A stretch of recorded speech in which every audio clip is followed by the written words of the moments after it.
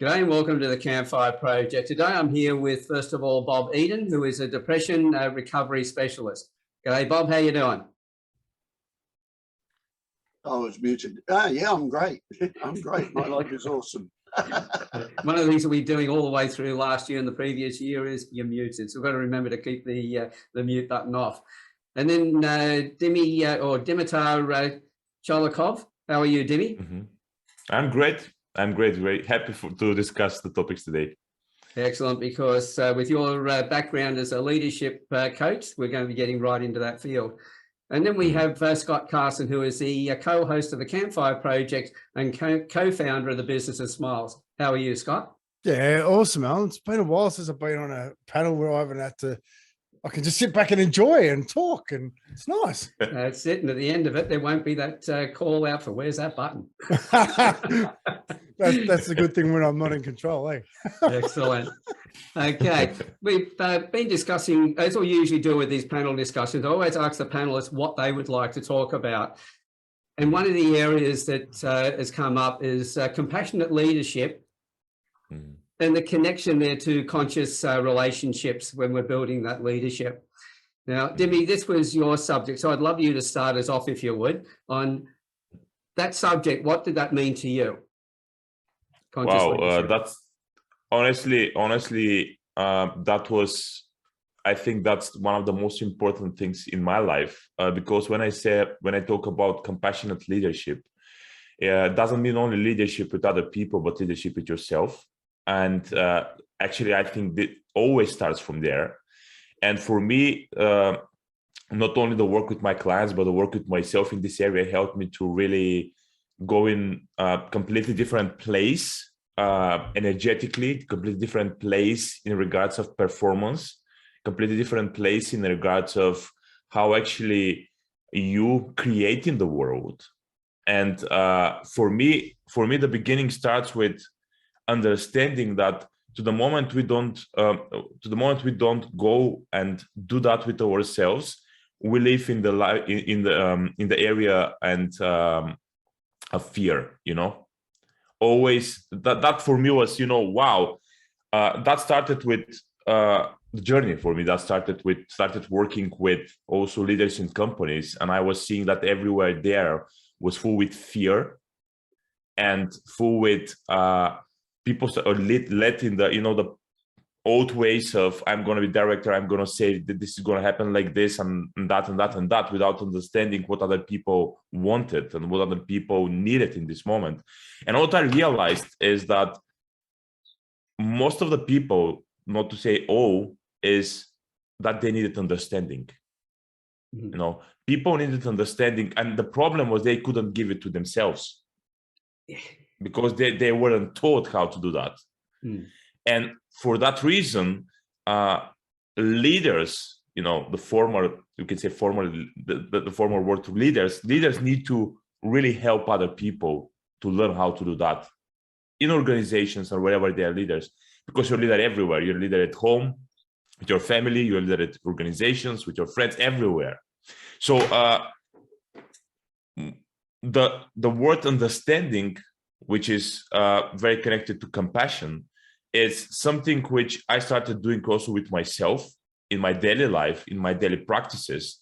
And that helped me to really go, and this is the connection with the conscious relationship, to have conscious relationship with me. And when I started having that with myself, the thing which happened in my life is that I started really allowing myself to be who I am, just to allow myself to be the way I am and who I am, to be a whole person, and that when this helped me in my life to be also in this way with the clients, which I helped them to allow who they are, and they allowed people with whom they worked to be who they are. So in this way, we create this kind of chain reaction, and where people started showing up more in their life and in their work, of course. So I think it's maybe also my work, but it's one of the most important skills you can have in your life, which might help you to shine with your own light and to be, who you are in the world. Mm. And that's so important for the world nowadays, which is full with, trying to be someone else. Yeah. In order to be accepted and allowed in the world. Yeah, I agree, Dimitri. Do you mind if I Yeah, respond? please go in, jump in, Bob. No, let's go. Yeah, yeah. A lot of what you said really resonates with me, and it comes back to something I coined probably about 10 years ago, which is the SUE principle, SUE. We are all sovereign, unique, and equal, and everything else flows from that. Now, from my violent childhood, I lost the belief in me.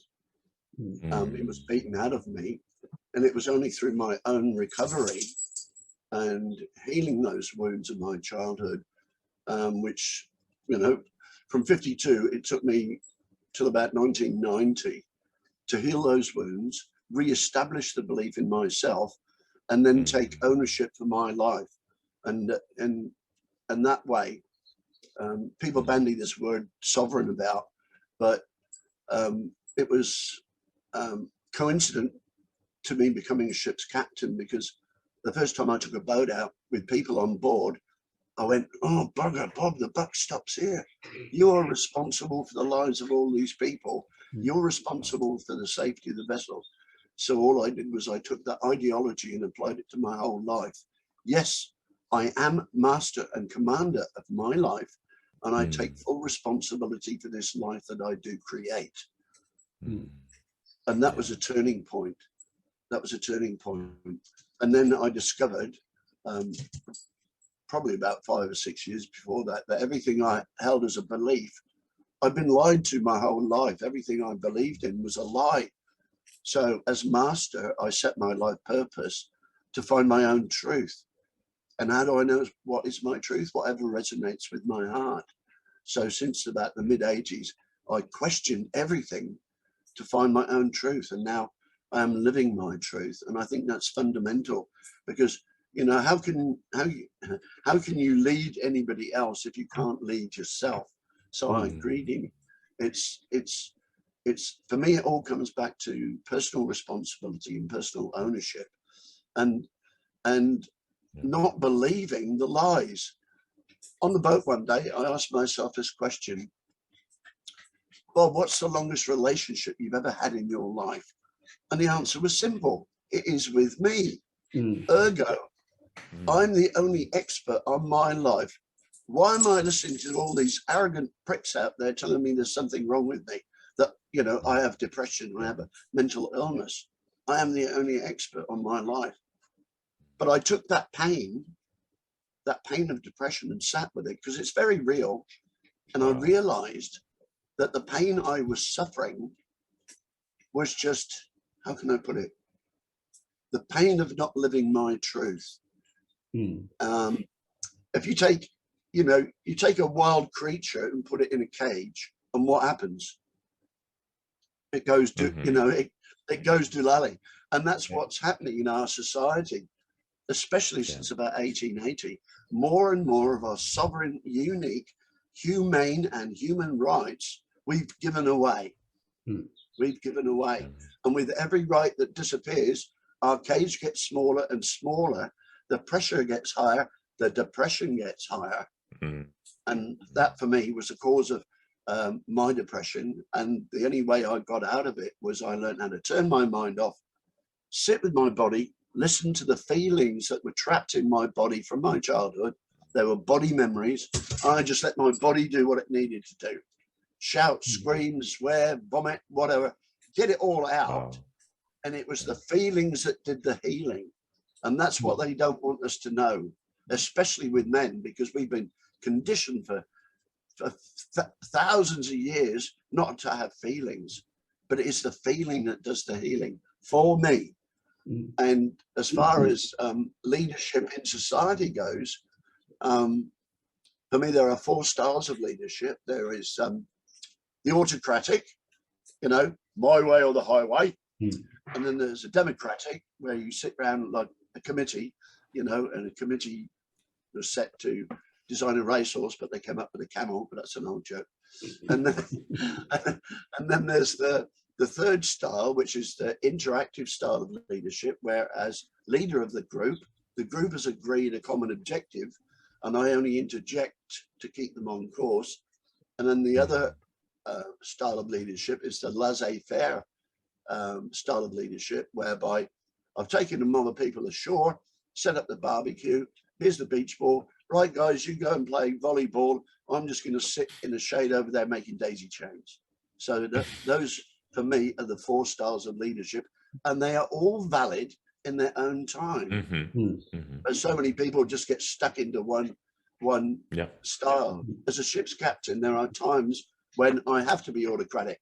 Right, that sail's coming down now, because if it doesn't, we'll capsize. You know, but you know.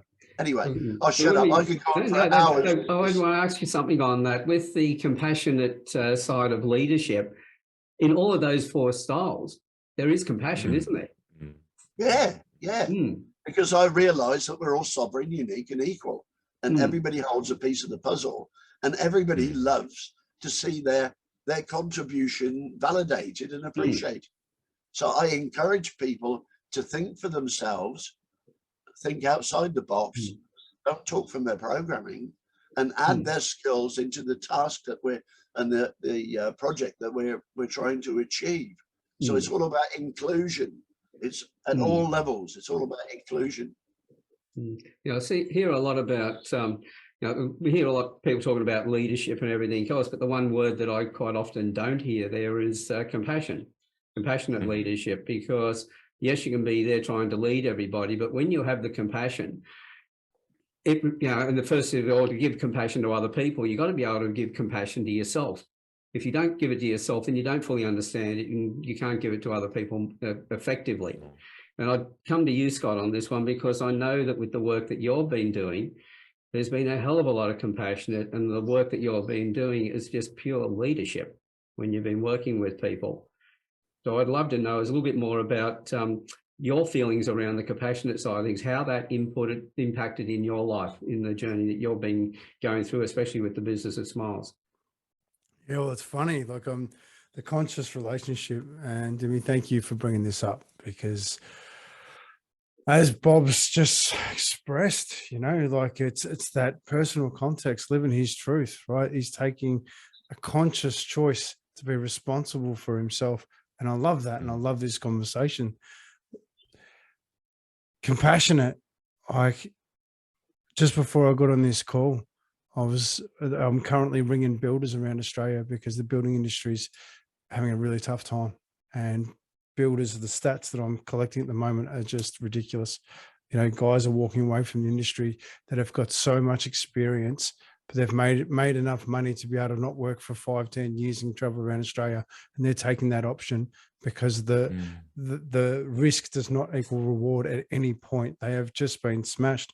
And the guy I just got off the phone to, I try to sit between 10 to 20 minutes. I spent 58 minutes with him having a conversation, and I'll let him share all the things that were going on for him. I'm going to share some of the things that just listening to him, the pricing, the materials, the workers that are just so lost. They don't know what to do. You got the guys chasing all the money. You've got all these different opportunities. I'm the first person that sat and listened to him and opened everything up. At the end of our conversation, I said something to him that I'm going to try and get through this without crying, because I did. It broke me. After him sharing everything that's going on, he's having a tough day today. I just said to him, I'm proud of you for putting up with everything you're doing. I'm proud of you for still being here. And he was just in tears. Yeah, that's so true, Scott, isn't it, mate? You know, the healing starts when the person has the courage to reach out and share from their heart. And that's something that's really difficult for a lot of men, but it's changing, eh? But we need to learn to listen, Bob. Bob, that's the key. Being able to listen. Like we've got, I think I'm the luckiest man alive. I truly believe that. I get to sit with people in all sorts of opportunities, and I'll get to hear their stories. I get to hear the authentic self, the conscious conversation about their life. Mm. They gift that to me. Yeah. And the ability to be able to sit and listen is something that I've had to learn over time. It's something that I've had to embrace by being around other people. Alan, you know, Jerome, Mick Halls, all these amazing people that I have in my life that I sit and I listen to, because it's not my words that will have an effect. It's the way I feel. You're watching me, you're watching my body language, you're hearing my tone of voice. They're all reflections of past experiences that we've all had. Conscious choice, conscious relationship with me. When I owned my story, to Alan Stevens for the first time, which I could kill him for, but that's all right. If you're going to step up, you're going to step up and step up to the hardest plate. But it's owning your story gives you the opportunity to not want to implement yours into somebody else's or need the validation from somebody for your story. So you can sit there with a clear head and listen to their story. So conscious relationships to self are so damn important. But I'm going to raise the bar a little bit here, because we can all agree a healthy relationship with yourself will help us with everybody around us. But it's having a conscious relationship with somebody else that's going to be the absolute testament to the leader that you are. And a conscious relationship means that you understand each other and you create something better for each other. 1 + 1 = 3. 1 + 1 = 3. Yeah. Yeah, I agree, Scott.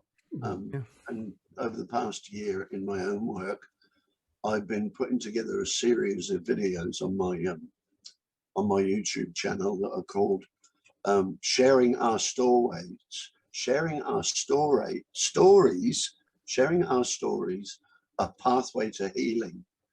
And I've had heart-to-heart conversations with people, because I firmly believe, because we're all sovereign, unique and equal, that everyone has their own story.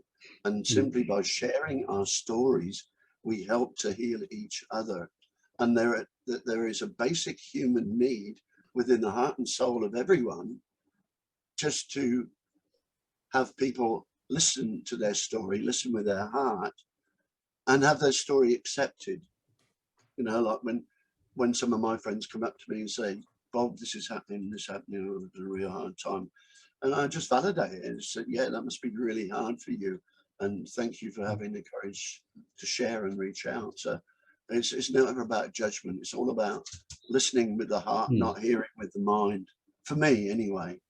Yeah, yeah. And you know, I've spent tears are healing too. Any feeling is healing. They're all valid. I'll shut up now.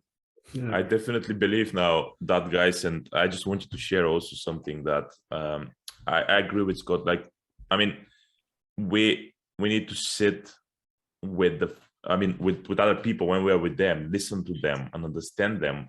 And once we start, of course, doing that with ourselves, like we understand and sit with our feelings and ask ourselves, like, how do you feel? I mean, I've done that in my life when I was in hard situations. I also were in a depression for a while, several years ago, and that was a great experience for me when I look back now, because it helped me to really connect with myself on a deeper level. And because in this moment when you feel bad about something, and when you feel mainly bad about yourself, and you don't allow yourself to actually be weak, be in pain. Because I also work with some people. Recently, I had a conversation with a client, and she's going through something like this for a very long time. And we see together that actually the reason for her depression, the reason for where she is right now, is that actually in her childhood, no one gave her the chance to be herself and to actually be who she wanted to be. And people, you know, when people in these moments, they feel that they're broken, that there is something wrong about them. And that I want to connect that with leadership and with organizations also, because everyone has some kind of trauma in their life, and people don't realize that, because some people are afraid to go there or other people live there. But what the thing is, in both cases, you're not serving yourself. What I mean by that is some people are afraid to go there. That's why they denied and they try to be strong. I don't have feelings. I'm strong. I'm going to do it. That's also women, not only men. But other people live in the trauma. Say, I'm traumatized. It's a bit about me. And I agree with that, but you don't want to stay there. And that's why I want to connect that with compassion. Compassion is the key, the pill, you could say, for all of this. Why? Because compassion differs from empathy in one very important way: action. Because when you're empathetic with someone, you can be empathetic, stay with them, understand them. But if you don't use the second step, action, being action, everywhere it goes, you can see that compassion is you act on that. You just understand that you are there, but you find a way to get out of this suffering. And that makes compassion very, very important in our life, because we stay with it, then we take the immediate action to get out of it and actually tap into our potential, because I think that's the most important thing in our life. We need to learn how to do that. Be there, see it, acknowledge it, and then go out of it and go to the, you could say, to play your A game in life. That's what I, help also when I work in the organizations to do that. But you cannot play your A game if you don't go there and if you don't acknowledge this. That's it. See, I realized starting with things was, there were four things, first of all, I've recognized is where things started changing for me, that everybody is suffering or has suffered. Everybody wears a mask. Everybody pretends they're not wearing a mask. And that's why these people are out there going, rah, rah, I'm tough and all the rest of it. I'm going to do this, I'm going to do that. And the fourth one is that we're all a combination of all our past childhood experiences and rewards. So when we understand all of that, then I looked at it and thought, right, now I've got a better understanding of the three levels of empathy. Cognitive, yeah, I can see you're in pain. Even a torturer needs that otherwise, or a bully, they don't get their jollies unless they can recognize that. The emotional empathy, feeling someone else's pain. But as you said, if we stay in that, we then become part of the problem. The third one was then stepping up to the compassionate empathy, which is where we take the action. I can feel your pain. I can see your pain. I can feel your pain. But okay, now I've spent that time with you. We've empathized. We've got that bond. Now do you trust me to help you go and look at this in another way, take action and get some results? And this is where I see with all three of you of what you're doing all of that. You've recognized that other people are suffering, that there's no person on the planet who hasn't suffered in one way or another. Yeah. If they haven't suffered, then they haven't. They didn't exist. And Can I respond, Alan? Yeah, Bob. Yeah. For me, looking at Western society, not tribal cultures, but looking at Western society, for me, just look at. I was born a magical little baby, and up until the age of 2, and just look at a little toddler, when they're taking their first steps in the world's magical place. And by the time I was 7 years old, all that magic had been beaten out of me. So this is just my, the results of my own life experience and the research I've done. The first 7 years are critical, because that's when I lost the belief in myself, because mum beat it out of me. I learned that the world was a dangerous place because I was getting beaten. I learned that mum's always beaten me, therefore she does not love me, therefore I'm unlovable and it's all my fault. And I learned from dad never spends any time with me, therefore he does not love me, therefore I'm unlovable and it's all my fault. And when I started doing the inner child work in the early 90s with John Bradshaw, healing the wounds of my childhood was the most powerful work I have ever done. I came out of that as if somebody had lifted an elephant off my shoulders. But that was the pathway, because I cannot imagine any child in any Western family that have had all their developmental needs met, especially in the society now where both parents work, the kids educated by the state from 3, 4 or 5 years old, that the kids are not raised by their mums or dads or aunts or uncles, or even in the feudal days by the community, So, and those wounds, and it only takes, for me, people talk about child sexual abuse and blah, blah. For me, abuse is abuse is abuse is abuse. It doesn't matter whether it's sexual, physical, emotional, spiritual, geographical, it's all abuse. And it only takes one strike, one moment of look of terror in that child's eyes for the damage to be done, because the child that is wounded does not blame its parents. It does not stop loving its parents. It stops loving itself. Mm. And that, for me, you know, is the sadness of this society that we have supported so far, but it is changing. And that's why I have hope for the future, because people are waking up and realizing, like, for my own example, is I know that what I radiate, I create. So I choose to radiate joy. And guess what comes back? Joy. So again, it's all about personal responsibility and creating the world that you want to live in. And we are all creators, aren't we? Because the kingdom of heaven resides in all of us. I'll shut up now, promise. Yeah, and I can see that Scott's got some thoughts there. I can see the cogs turning over at the moment. Yeah, like conscious leadership. Like it's interesting because I believe we're at one of the most exciting times in human history. I think we're at the greatest opportunity where we're either going to go blue pill, red pill. We're either going to go down the metaverse way of life where we plug into the matrix and, you know, and we enjoy it, or we actually try something different. We actually try to come from love. And I think leadership as a whole throughout time has been based upon fear and based upon dominance, which I had the great opportunity of having COVID last year and sat back and thought, okay, what do I need to learn? What am I not understanding right now? So I just flicked through my phone for a couple of days, just on wars throughout history and seeing just how horrible we've been to one another as humans. And I feel that just a slight change in dialogue would really help things. One of my great mentors and friends, Paul Purden, challenged me many years ago. Are your actions coming from love or fear? I'm like, good point, right? What would a world of love look like? What would it look like? Now, I'm not talking the Hollywood version of love. I'm talking about support, acceptance, and understanding. What would a world look like? I don't think we've had that opportunity. I think only now, because we've come to a point in time where we've got an abundance. We're connected. We're sitting here right now, right? Queensland, Newcastle, Bulgaria, and Melbourne, right? Connected. We're connecting through authenticity and sharing our hearts, leading the way by owning our stories. What's the world going to look like in 50 years if we continue to choose to accept, understand, and learn one another? I think we're at the dawn of something beautiful. I think we're at a time in life that has never been felt before, where we can connect to people all over the world and actually have a real heartfelt connection.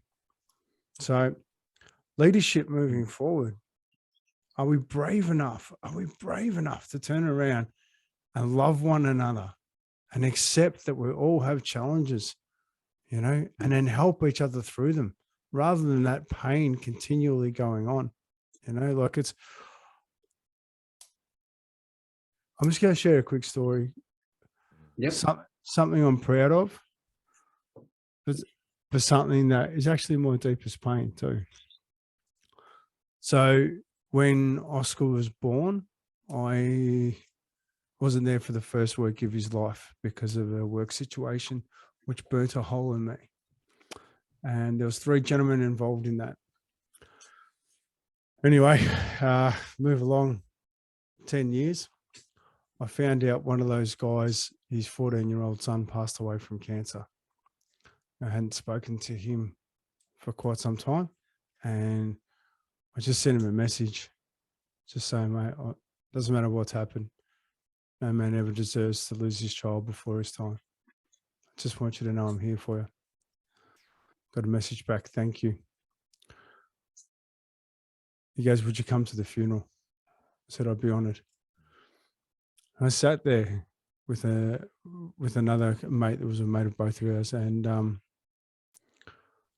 just watched the guy go from being an absolute lunatic through becoming a father, to a man standing there behind a pew talking about his son's life. And I was so proud of him.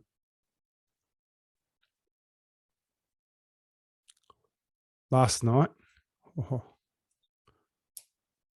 he rang me. He didn't want to be here anymore.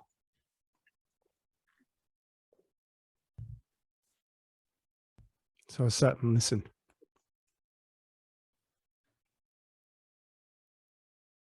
Don't have answers, but I'm just grateful he had someone to ring. This man caused me an extreme amount of pain.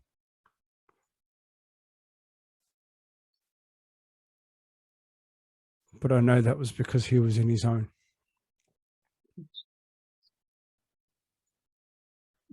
People make mistakes in life.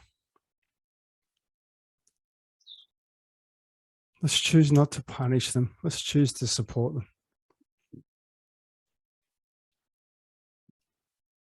Yeah.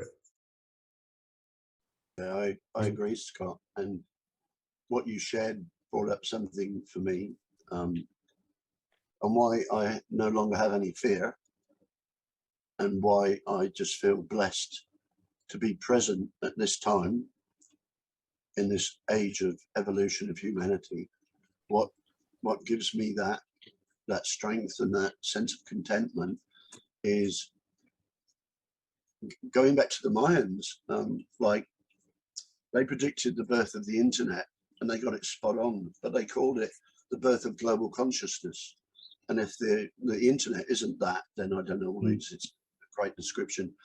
But they also predicted, and there was that big panic about, oh, the Mayans have predicted the end of the world. But it wasn't the end of the world. It was the end of an age, the end of an era. And the age that they were talking about was the outgoing age of power.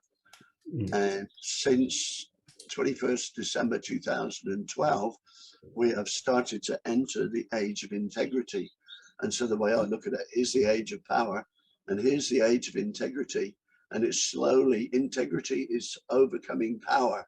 And wherever I look around the world, people are finding their own integrity and challenging power.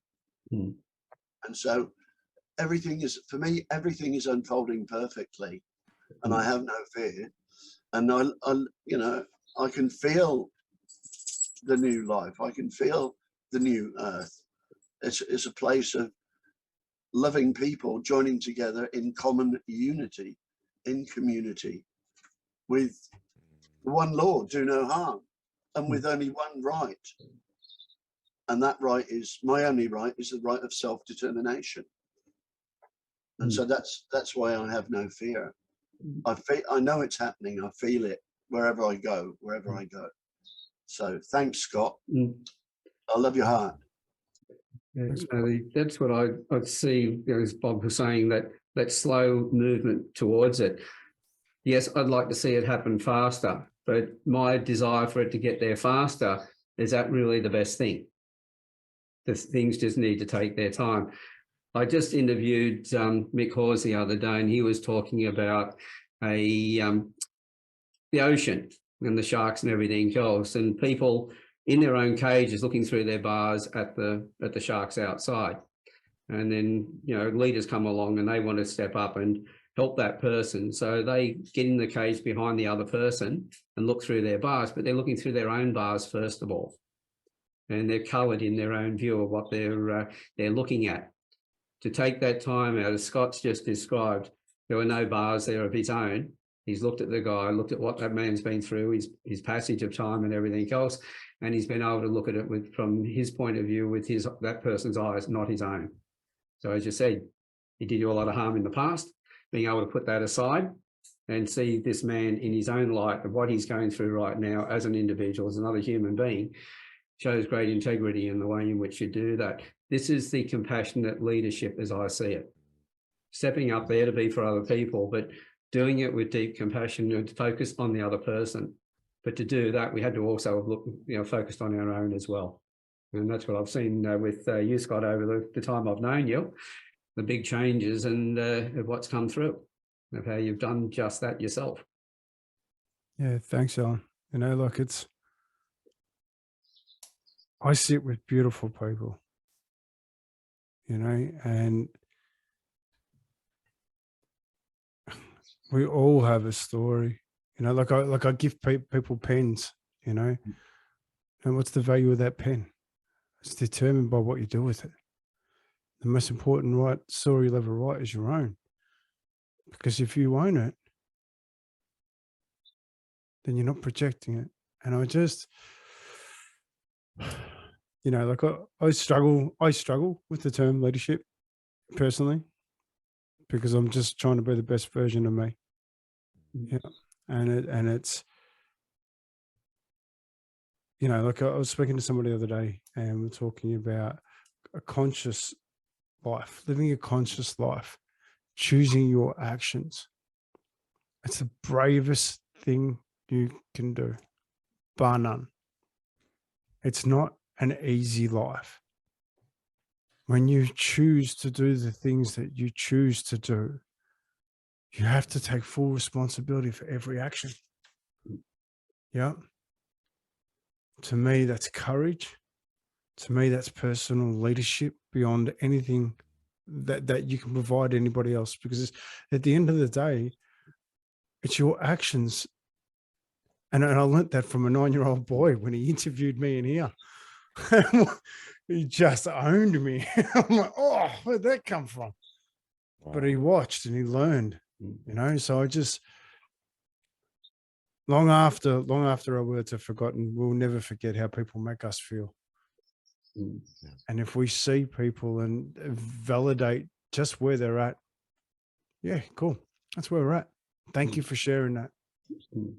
What a beautiful world we can live in, yeah? Dimitri? Huh. Yeah, absolutely, man. I mean, wow. I'm just listening, and I'm so happy that we're here together, guys, because all of us definitely, we've been through a lot.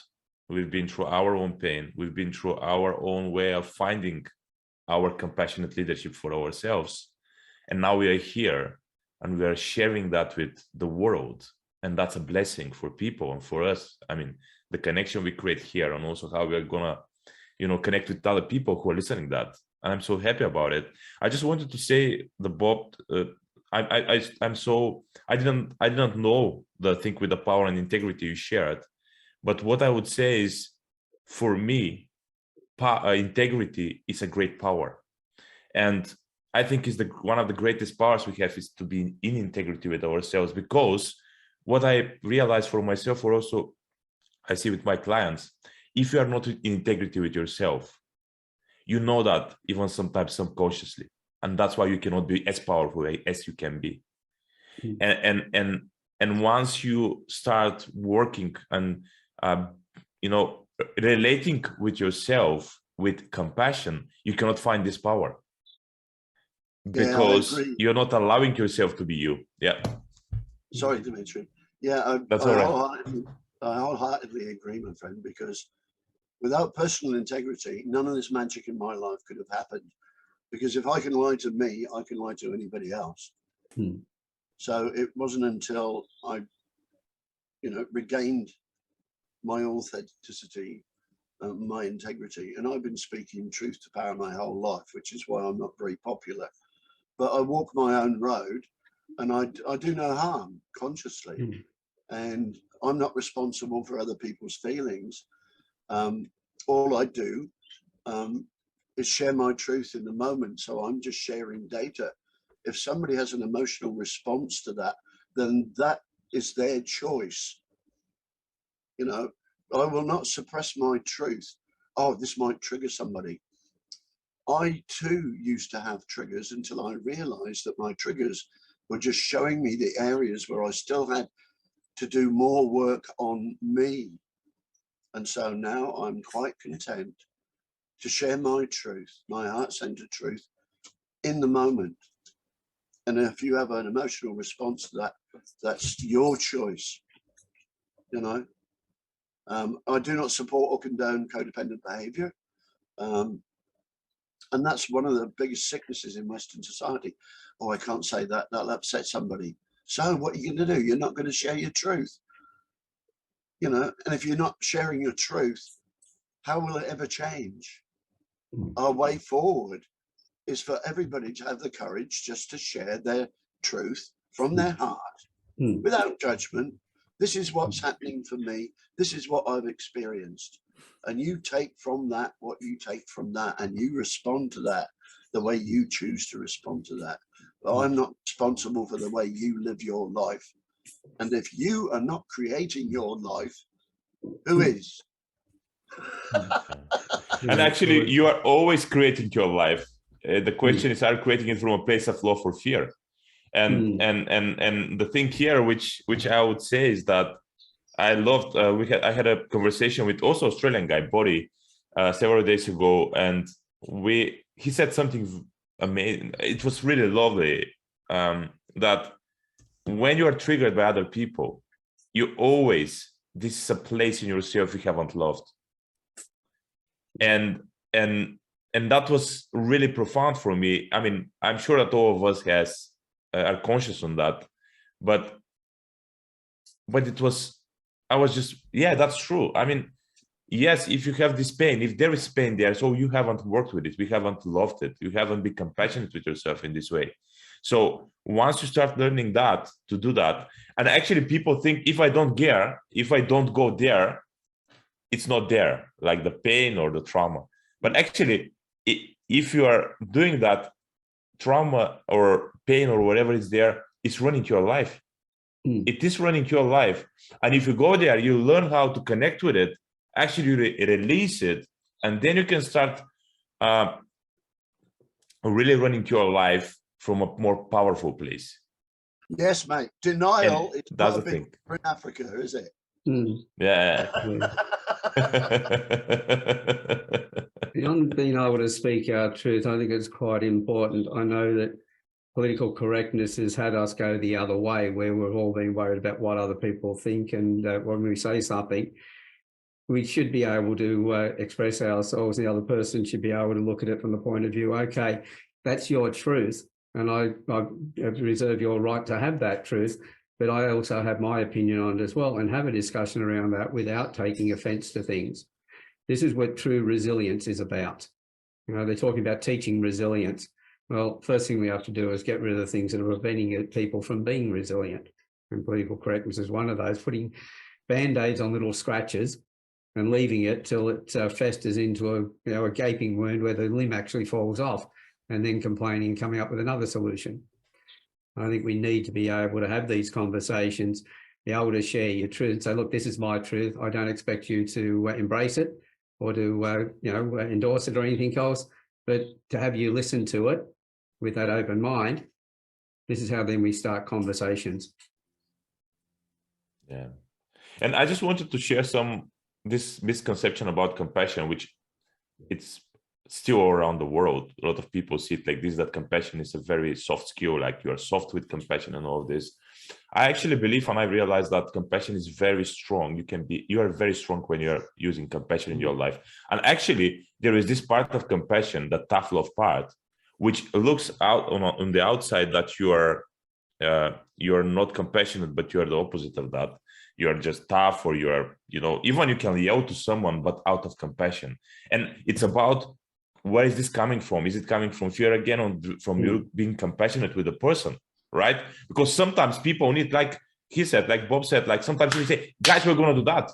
But it's not coming from a place of, I'm fearful here, I hate you, but I love you. And I want us to reach the point with the ship, I guess, is you need to reach the destination, or the ship has to go there. And in this moment, I need to be a little bit like this in order for all of us to feel safe in the situation, to achieve the thing we're going to achieve, but it's coming from this loving place. And that's why what it's appearing on the outside, it's not what is actually the truth, what is from the inside, what is the reason for what we're doing in life. And a lot of leaders, they might look from the outside like very, lovely and good people. Other can look very tough, but the tough person might be way more compassionate than the other one, because the reason comes from something which is some love and compassion towards everyone, towards themselves, and towards the mission. When I work with companies, for example, I'm saying when you are in the company, you have three entities. You have you as a person, you have your people, and you have also the company or the team as one entity. So you need to be compassionate towards three of them in order to create a really compassionate environment, right? So three of them are important, three of the entities. And when we learn how to do that, then we really create this environment, right? So that for me is super important to be seen from people and to understand. If you listen now and you should say, oh, but compassion, no, compassion is very, very, very, can be very tough skill when it's needed. And then you learn how to use it in the right way. Yeah, I'll grab that right now because I compassionate conversations, sometimes being compassionate is not saying anything at all. Sometimes it's just absolutely sitting there without the answers, because it's unfortunately we don't live in a society where people don't get their backs up. You know, we live in a society that has been educated in the way that, you know, you've got rights, you've got this, and it's got us to now, which is awesome. It's got us to the point of life where, you know what, maybe that's not right. You know what, maybe the revenue that we've gone down, we could do better. Awesome. So let's have a crack at doing it better. But sometimes it's about not having the conversation, which will speak more volume than continuing on with projecting your truth. Because quite often when we share our truth, it does trigger other people. And if they're triggered, it's pointless having that conversation, right? You just thank them. So listen, thank you. I said, I shared that because that's how I've experienced life. And say, if it's okay, can we leave this conversation? You know, because having that conversation, I don't feel does any good, because by actually not having the conversation, you're paying somebody more respect than you would be by trying to educate them when they're not in the right place. You know, and if we're not having that conversation, maybe later on why didn't you speak at that point? Oh, I didn't believe I had anything that you'd want to listen to. Oh, that's interesting. Well, Scott, yep. When counselling, especially with men, face to face, eyeball to eyeball, I've had my most powerful results from just sitting there face to face, holding the guy's hand while he's sobbing his heart out, just sobbing and sobbing and sobbing. And I'm just sitting there trying to maintain eye contact and just beaming love at the person. I don't have to speak anything. It's energy that we can radiate, and that I choose to radiate in those sessions, that makes him feel comfortable enough to keep doing what his body already knows what it needs to do. And he is surrendered to the superiority of his body presence. Because for me, we hold all our issues in our tissues. And so the body release all that trauma and shit. I don't have to say anything. I'm just there beaming love, and my brother in front of me just feels safe enough to do his own healing. And it is as simple as that. I agree. Well, the number of one-on-ones I've done where people have said, Alan said nothing for 40, 45 minutes. Is he profiling people? And as everyone knows, I've done that in the first couple of seconds, but the rest of the time is doing exactly that. It's holding that space. What you're doing is making the person feel safe to open up. And I don't ask a lot of questions simply because if I ask the questions, I'm steering the conversation. If I sit there and shut up and just hold their space, I know that their conscious mind that's been screaming at them for so long, trying to get their conscious mind to listen, now has an opportunity to speak. And it's their unconscious mind that takes that conversation forward. And that's why people have said to me, that's the best therapy I've ever had. And I go, well, thank the doctor. And that doctor was your unconscious mind. It wasn't me. All I did was facilitate that space, knowing that, yes, I feel, I'm highly empathetic and I feel people's emotions and everything else. But it took me a long time to learn how not to take those emotions on. So I can hold that person's space, be there for them, with the primary role of helping them feel safe in sitting there with me, safe to be able to open up. And then I know that they're going to heal themselves with the conversation that comes out of their own mouth. And so, and this is as compassionate as I can possibly be. is not putting my stop on. It's not having my cage there at all, not looking through my bars, but just really helping them to look through their own bars and find their own solutions in the process. Yeah. What a beautiful. And you are words. still in the. Dimitar Yeah. said, Lovely. who said was, and the response that I had was about being vulnerable. For me, being vulnerable is just a human being human. And so many men, so many people, but so many men are so shit scared of exposing their vulnerability and their pain to other men, because in the past it's been used against them in the competitive environment that we live in. That's an obstacle that a lot of men have got to overcome. But Can I jump on that? people. Can I jump on that? Because I am so proud of men. Yep. We're having to learn how to be vulnerable. We're having to learn how to have these conversations. It's not been our wheelhouse. We've been told to go to work, get the work done, come home exhausted, then try and have a conversation.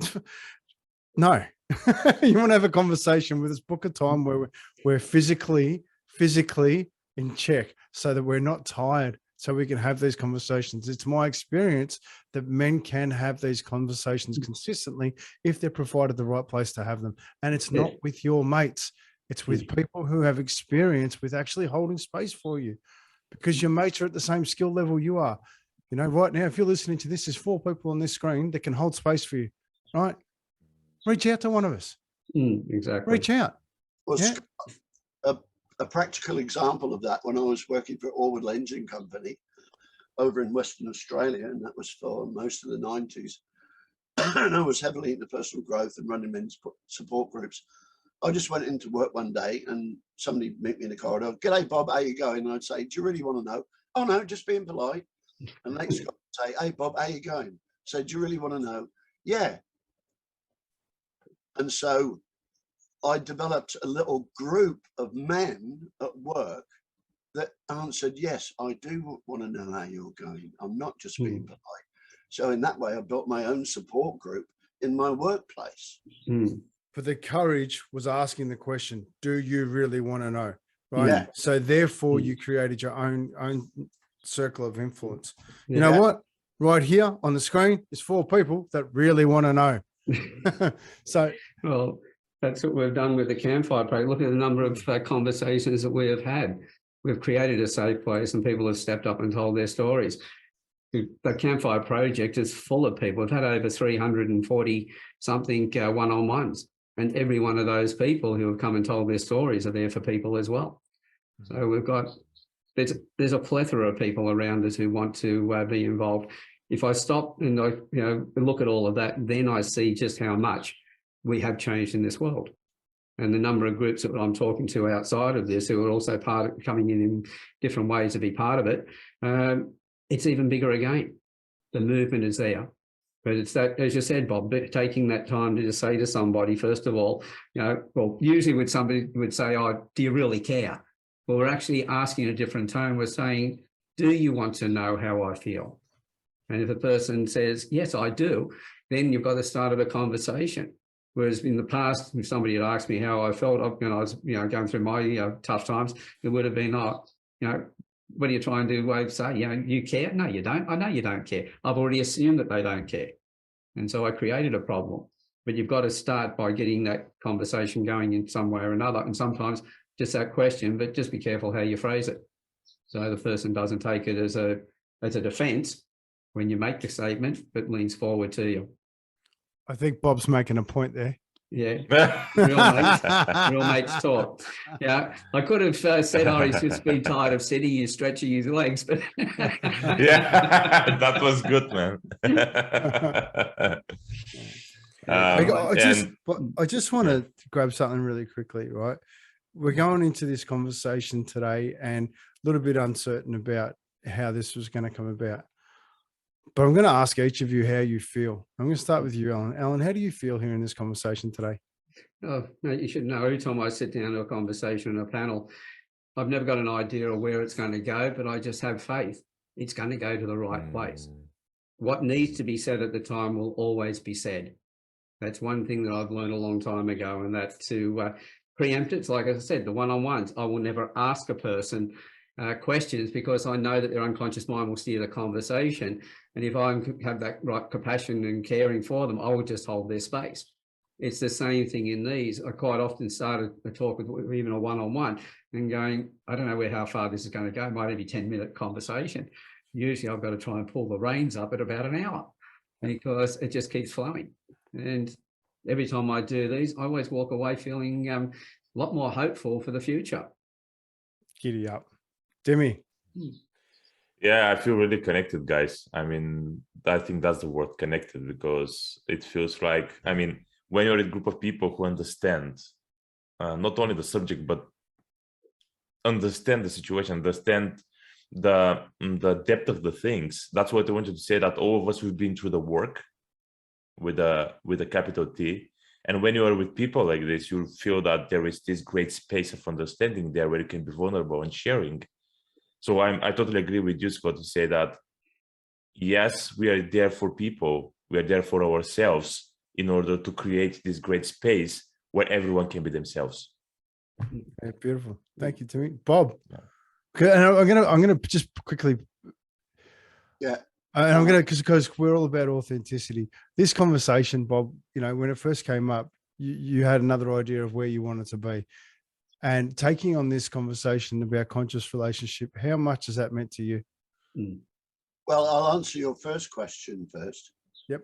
And that was, you know, how do I feel? And this is my 58th year as a paid stage performer. And before every concert, I never write a song list. I go out on stage, feel the energy, a song will pop into my head and I'll sing that, and then another one will pop into my head. So I work on the energy in the room, if you like. And so the reason I stayed here in this beautiful gathering is because of the energy in the room. And the whole process flowed. There were no pauses. There was, you know, no interruption, impolite interruptions. It was operated with mutual respect, like using the talking stick. So, and as far as compassionate leadership, I think it's just another spice in the cake that is part of a basic human character, but that can only be achieved by personal accountability. You have to take full I had to take full responsibility for my life and my actions, because until that happened, the magic didn't happen. So it all comes down to living consciously. I don't use words like could, would, should, or ought to anymore, because they all decry a conscious choice. They all come from somewhere over there. I've retrained myself in the way I speak because I was taught how to spell their way. I was taught to use their spells, but now I cast my own spells because the universe is always listening and takes everything I say literally. So thank you, guys. It's been a beautiful conversation, and Excellent. Let's do it again. Let's do it again. Well, before we wrap up, and I know that Scott, who's got timing on, he's got to get away to something, and that's why you sort of brought it around and asked those questions to sort of wrap it off. Before you go, mate, come on. How are you feeling about it, Scott, today? You know, I just come out of a really, really heavy conversation, and to come and sit here with people who would probably disagree on some things, would probably have all had very many different experiences, but to come here and want to learn and understand each other, that for me is love. That's an action of love. So from my heart to yours, thank you, man. I really appreciate it. No worries, mate. Excellent. Cheers, Cobber. I was waiting for Dimi to say that. Well, thank you in Bulgaria. So, all right. But, On that, but guys, thanks very much for today, and thanks for coming and sharing. You know, for everybody out there who's listening to these, this is what the panel discussions are about. Once you've done a one-on-one, we invite everybody to come in and share your stories. We're creating greater relationships when we actually get together and have these conversations. And I feel absolutely blessed every time I come on to one of these. I feel blessed when somebody sits down with me and shares their story, and especially when they haven't shared it with anybody before. I feel so grateful that they've actually held me in such high esteem to be able to do that with me, that much trust. And then to have these conversations and to walk away, letting me think more about new ways of doing things, understanding the differences that each person has. It just expands my life. So thank you, guys. And for everybody else out there, if you haven't done a one-on-one before, go and listen to some of the other people's one-on-ones, see how the other people have been respected. When you're ready, then step up and tell your stories. And then if you want to come into the panel discussions and create even greater bonds in your life, as I say, I'm connected to all of these men through these conversations. And the more we have these conversations, the more connected I feel. So especially if you're feeling disconnected in your life, this is where you come. Thanks, guys. And to everybody else, we'll see you on the next campfire. Bye for now. Where's the button? Right. I said that was one of the advantages of me running it today. I wouldn't hear, where's that button? Oh, I couldn't help myself. Hey, guys, I really have to go. I'm really late. Bob, Okay, that was beautiful. Timmy, what a gorgeous you, man. Thank you all. I'm so happy to finally connect with you, Bob. Hey, speak soon. Okay. Bye, everyone. Bye. Bye. Bye. Bye. Go. Bye.